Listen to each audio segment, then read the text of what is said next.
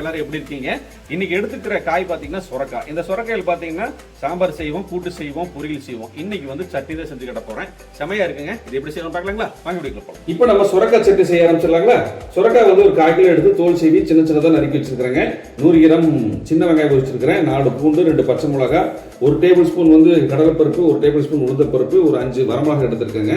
இப்போ இதெல்லாமே வதக்கி ஒரு சூப்பரான சட்னி செஞ்சு கட்ட போறேன். வாங்க வீடியோக்குள்ள போலாம். டேபிள் ஸ்பூன் ஆயில் போட்டுருக்காங்க. 1 டேபிள் ஸ்பூன் வந்து உளுந்தப்பருப்பு சேர்த்துக்கலாங்க. 1 டேபிள் ஸ்பூன் கடலைப்பருப்பு. உளுந்தமும் கடலைப்பருப்பும் லைட்டாக ஃப்ரை ஆகட்டும். இப்போ வந்து 100 கிராம் சின்ன வெங்காயம், 4 பல்லு பூண்டு,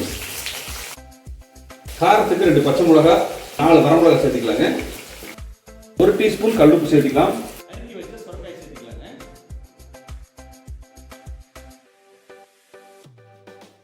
கொஞ்சமாக கருவேப்பிலைங்க.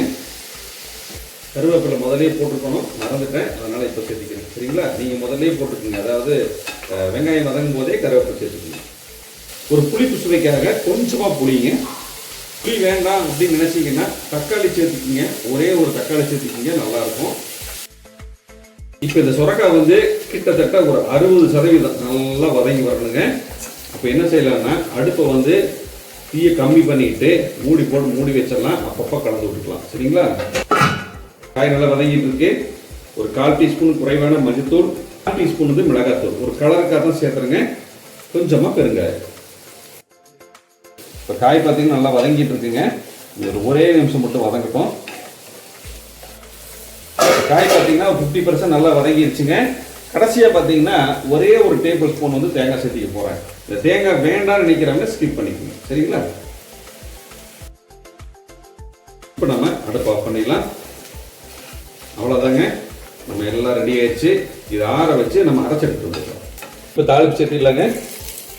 தாளிப்பு சேர்த்தியாச்சுங்க. அவ்வளோதாங்க, ஒரு அருமையான சுரக்காய் சட்னி ரெடி ஆயிடுச்சுங்க. இது இட்லி, தோசை, சாதம் எல்லாத்துக்குமே சூப்பராக இருக்கும். இதே மாதிரி நீங்களும் ட்ரை பண்ணி பார்த்துட்டு எப்படி இருக்குன்னு கமெண்ட்ல சொல்லுங்க. நன்றி, வணக்கம். அடுத்த பார்க்கலாங்களா? பாய்.